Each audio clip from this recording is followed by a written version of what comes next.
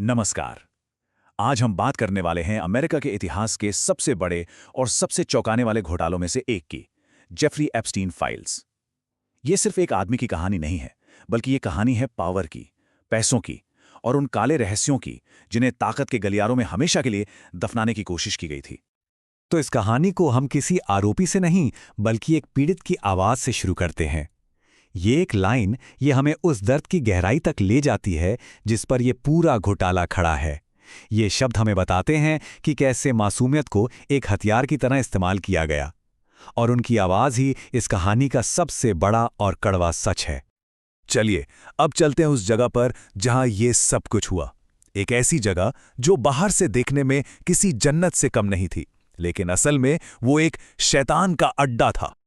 ये है little Saint James island. अगर आप इसे देखें तो लगेगा कि ये किसी अरबपति का सपना है। शानदार बीच, बड़े बड़े विला, हर तरह की लग्जरी।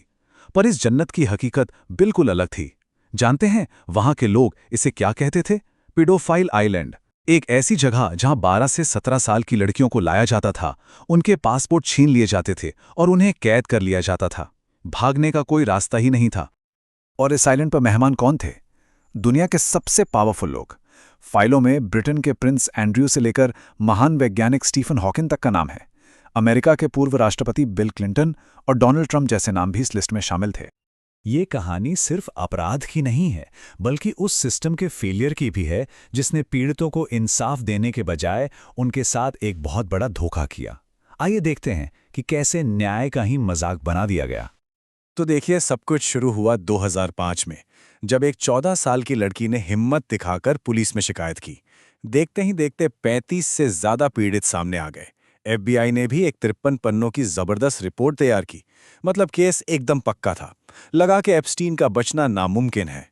लेकिन फिर 2008 में फेडरल अटॉर्नी अलेक्जेंडर अकोस्टा ने पर्दे के पीछे एक सीक्रेट डील कर ली और पूरा खेल ही पलट गया। सोचिए जरा, इंटरनेशनल सेक्स ट्रैफिकिंग, 36 नाबालिग विक्टिम्स, इतने संगीन इल्जाम और सजा सिर्फ 18 महीने। ये न्याय तो बिल्कुल नहीं था, ये न्याय का अपमान था। और ये 18 महीने भी कोई आम सजा नहीं थी। उसे जेल के एक प्राइवेट विंग में रखा गया था। उसे रोज 12 घंटे, हफ्ते में 6 दिन अपने लग्जरी ऑफिस जाने की इजाजत थी। और तो और उसे 5 महीने पहले ही रिहा भी कर दिया गया। लेकिन सबसे खतरनाक बात यह थी कि इस डील ने एप्स्टीन और उसके सभी साथियों को भविष्य के सभी फेडरल चार्जेस से इम्यूनिटी दे दी। मतलब पूरी तरह से बचा लिया। सालों तक ये मामला ठंडे बस्ते में पड़ा रहा। सब कुछ शांत था, मानो किसी ने फाइल बंद करके हमेशा के लिए रख दी हो। लेकिन फिर एक पत्रकार ने इस चुप्पी को तोड़ने का फैसला किया। 2018 में मियामी हेरल्ड की जर्नलिस्ट जूली के ब्राउन ने अपनी इन्वेस्टिगेटिव सीरीज पर वर्जन ऑफ जस्टिस से तहलका मचा दिया। उन्होंने उस सीक्रेट डील का पर्दाफाश किया जिसने एप्स्टीन को बचाया था। उनकी इस हिम्मत भरी रिपोर्टिंग ने इस दबे हुए मामले में दोबारा जान फूंक दी। और जूली ब्राउन की रिपोर्टिंग का असर देखिए। 80 से ज्यादा नए पीड़ित सामने आए। इस खुलासे ने पूरे देश में एक आग सी लगा दी और एक नई निष्पक्ष जांच की मांग जोर पकड़ने लगी।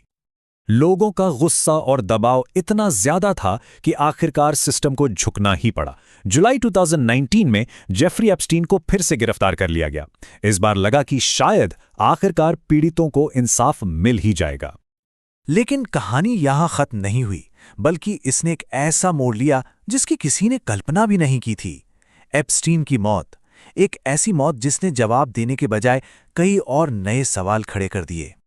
10 अगस्त 2019 जेफरी एप्स्टीन अपनी जेल की कोठरी में मरा हुआ मिला। ऑफिशियल रिपोर्ट में मौत की वजह बताई गई, आत्महत्या।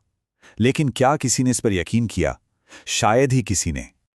और यहीं से एक नारा गूंजने लगा, एप्स्टीन ने आत्महत्या नहीं की। यह सिर्फ एक नारा नहीं रहा, यह एक पॉलिटिकल हथियार बन गया। खासकर डोनाल्ड ट्रंप के सपोर्टर्स ने यह आरोप लगाना शुरू कर दिया कि एप्स्टीन को मरवाया गया है ताकि बिल क्लिंटन जैसे बड़े और पावरफुल नाम बच सकें। और राजनीति का खेल तो देखिए। 2024 के चुनाव प्रचार में डोनाल्ड ट्रंप ने वादा किया कि वो सत्ता में आते ही एप्स्टीन की सारी फाइलें पब्लिक कर देंगे। लेकिन 2025 में चुनाव जीतने के बाद उनके सुर ही बदल गए। उन्होंने उन्हीं फाइलों को बोरिंग स्टफ और डेमोक्रेट्स की कभी ना खत्म होने वाली साजिश बता दिया। लेकिन लोगों का दबाव कम नहीं हुआ। इस पूरी पॉलिटिकल खींचतान के बीच आखिरकार कुछ दस्तावेज जारी तो किए गए, लेकिन उनमें सच से ज्यादा पर्दा था। जनता और दोनों ही पार्टियों के भारी दबाव के बाद जस्टिस डिपार्टमेंट ने दिसंबर 2025 में फाइलों का एक छोटा सा हिस्सा रिलीज किया। ये एक बहुत रेयर मौका था जब डेमोक्रेट्स और रिपब्लिकन्स दोनों एक साथ सच सामने लाने की मांग कर रहे थे। पर इन फाइलों से मिला क्या? जवाबों से कहीं ज्यादा सवाल। जरूरी नाम, जरूरी तारीखें, जरूरी जानकारी, सब कुछ काले मार्कर से मिटा दिया गया था। ये सच दिखाने का नहीं, बल्कि सच को और गहराई से छिपाने का एक तरीका लग रहा था। लेकिन जो कुछ सामने आया वो भी कम शॉकिंग नहीं था। इन फाइलों में डोनाल्ड ट्रंप का जिक्र कई बार हुआ। दस्तावेजों के मुताबिक उन्होंने एप्स्टीन के प्राइवेट प्लेन में 8 बार सफर किया था। एक ईमेल में तो ये भी लिखा था कि ट्रंप को लड़कियों के बारे में पता था। यहां तक कि एक FBI कॉल लॉग में एक ड्राइवर का बयान था जिसमें उसने ट्रंप पर बेहद गंभीर आरोप लगाए थे। और जरा सोचिए, ये तो सिर्फ वो है जो हमें पता चला है। कहा जाता है कि इस केस से जुड़ी 10 लाख से भी ज्यादा फाइलें आज भी पब्लिक की नजरों से दूर कहीं बंद हैं। तो आज भी सबसे बड़ा और आखिरी सवाल यही है कि उन लाखों बंद फाइलों में और कितने बड़े और ताकतवर नाम छिपे हुए हैं। ये एक ऐसा सवाल है जिसका जवाब शायद हमें कभी ना मिले, लेकिन जो इस घोटाले की सच्चाई को हमेशा जिंदा रखेगा।